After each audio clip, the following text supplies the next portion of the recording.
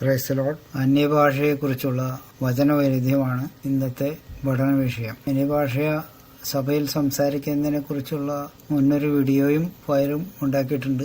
അതിനെക്കുറിച്ച് താഴെ എഴുതിയിട്ടുണ്ട്. ദൈവസഭയിൽ അന്യഭാഷ സംസാരിക്കുന്നതിനെ കുറിച്ച് 1 കൊരിന്ത്യർ 14 അധ്യായത്തിൽ 27-28 വാക്യങ്ങൾ പറഞ്ഞിരിക്കുന്നു. എന്നാൽ ഈ അധ്യായത്തിലെ 2-ാം വാക്യത്തിൽ അന്യഭാഷയിൽ ദൈവത്തോട് സംസാരിക്കുന്നത് ആരും തിരിച്ചറിയുന്നില്ല എന്നാണ് മലയാളം തർജ്ജമയിലും ഇംഗ്ലീഷ് തർജ്ജമയിലും എഴുതിയിരിക്കുന്നത്. എന്നാൽ മൂലഭാഷയായ ഗ്രീക്ക് ഭാഷയിൽ ആരും തിരിച്ചറിയുന്നില്ല എന്നല്ല, ആരും കേൾക്കുന്നില്ല. No one for is hearing എന്നാണ് എഴുതിയിരിക്കുന്നത്. അതായത് 27-28 വാക്യങ്ങളിൽ പറഞ്ഞിരിക്കുന്ന പോലെ ആരും കേൾക്കാതെ ദൈവത്തോട് സംസാരിക്കുന്നു എന്നാണ് അർത്ഥമാക്കുന്നത്. അതിനാൽ വാക്യം 2ഉം 27-28 വാക്യങ്ങളും തമ്മിൽ വൈരുദ്ധ്യമില്ല. ഈ വാക്യം ഒന്ന് വായിക്കാം. 1 കൊരിന്ത്യർ 14:2.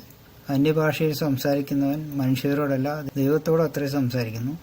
ആരും തിരിച്ചറിയുന്നില്ലല്ലോ, എങ്കിലും അവൻ ആത്മാവിൽ മർമ്മങ്ങളെ സംസാരിക്കുന്നു. ഇവിടെ പറയുന്നത് ആരും തിരിച്ചറിയുന്നില്ലല്ലോ എന്നാണ്. ഇംഗ്ലീഷിലും അത് തന്നെയാണ്. 1 കൊരിന്ത്യർ 14:2. For he that speaketh in a unknown tongue speaketh not unto men but unto God, for no man understandeth how it in the spirit he speaketh mysteries. ഇവിടെ no man understand എന്നാ പറയാം. അതായത് ആരും മനസ്സിലാക്കുന്നില്ല എന്നാ ഇംഗ്ലീഷ് തർജ്ജമയിൽ എഴുതി. എന്നാൽ ഗ്രീക്കിൽ എന്താണ്, മൂലഭാഷയിൽ എന്തായിരിക്കുന്നത്? The for one speaking to language not to humans is speaking but to the God. No one for is hearing to spirit yet is speaking secrets. ഇവിടെ പറഞ്ഞിരിക്കുന്നത് no one for is hearing, ആരും കേൾക്കുന്നില്ല എന്നാ പറഞ്ഞേക്കണം. അത് മനസ്സിലാക്കുന്നില്ല എന്ന് പറയുന്നതും കേൾക്കുന്നില്ല എന്ന് പറയുന്നതും തമ്മിൽ വലിയ വ്യത്യാസമുണ്ട്. കേട്ടിട്ട് വേണ്ടേ മനസ്സിലാക്കാനായിട്ട്. അപ്പൊ കേൾക്കാൻ നിവൃത്തിയില്ലാത്ത രീതിയിലാണ്, അതായത് ആത്മാവിലാണ് സംസാരിക്കുന്നത് എന്നാണ് ഇവിടെ പറയുന്നത്.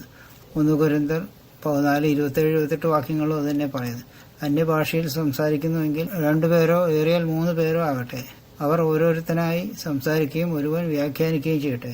വ്യാഖ്യാനിയില്ലാഞ്ഞാൽ അന്യഭാഷക്കാരൻ സഭയിൽ മിണ്ടാതെ തന്നോടും ദൈവത്തോടും സംസാരിക്കട്ടെ. സ്വരം പുറത്തു വരാൻ പാടില്ല എന്നാണ് ഇവിടെ പറയുന്നത്. അത് തന്നെയാണ് മൂലഭാഷയിലും പറഞ്ഞിരിക്കുന്നത്. 2-ാം വാക്യത്തിലും അത് തന്നെ പറഞ്ഞിരിക്കുന്നത്. പക്ഷേ ഇത് മനസ്സിലാക്കാതെ വിശ്വാസികളായവരും പാസ്റ്റർമാരായവരും അന്യഭാഷയിൽ സംസാരിക്കുക എന്ന് പറഞ്ഞുകൊണ്ട് പൊതുവേദികളിൽ എമ്പടവാട, അപ്പടവാട, ചെപ്പടവാട എന്ന് പറഞ്ഞുകൊണ്ടിരിക്കുന്നുണ്ട്. ഈ പറയുന്ന ഭാഷകളൊന്നും അന്യഭാഷയല്ല. പഠിച്ച് ഇങ്ങനെ വലുതൊക്കെ പറഞ്ഞുകൊണ്ടിരിക്കുന്നതാണ്.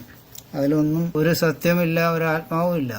എന്നാൽ വളരെ അപൂർവമായിട്ട് ചിലരുണ്ട്. ഇതാണ് ഇതിനെക്കുറിച്ച് പറയാൻ. ഇതിനെക്കുറിച്ച് മുമ്പ് വീഡിയോ ഉണ്ടാക്കിയിട്ടുണ്ട്, അതിനെപ്പറ്റി നമുക്ക് നോക്കാം. എന്നാൽ ഇക്കാര്യം മനസ്സിലാക്കാതെ അന്യഭാഷ സംസാരിക്കുന്നു എന്ന് പറയുന്ന സഭയിലെ മനുഷ്യർ തോന്നിയ പോലെ മറ്റുള്ളവരെ ഭ്രമിപ്പിക്കുന്ന രീതിയിൽ അന്യഭാഷ സംസാരിക്കുന്നുണ്ട്. ഇത് വചനപ്രകാരം വിലക്കപ്പെട്ട ഒരു കാര്യമാണ്. അതിന് പാടില്ല എന്നാണ് വിശുദ്ധ പൗലോസ് പറഞ്ഞിരിക്കുന്നത്. അന്യഭാഷ സഭയിൽ എങ്ങനെ സംസാരിക്കണം എന്നതിനെ കുറിച്ച് ഫയൽ സീരിയൽ നമ്പർ 58-ലും വീഡിയോ നമ്പർ 40-ലും വ്യക്തമാക്കിയിട്ടുണ്ട്. അപ്പൊ അത് കണ്ടു നോക്കിയാൽ കേട്ടു നോക്കിയാൽ കാര്യം മനസ്സിലാക്കിയെടുക്കാം.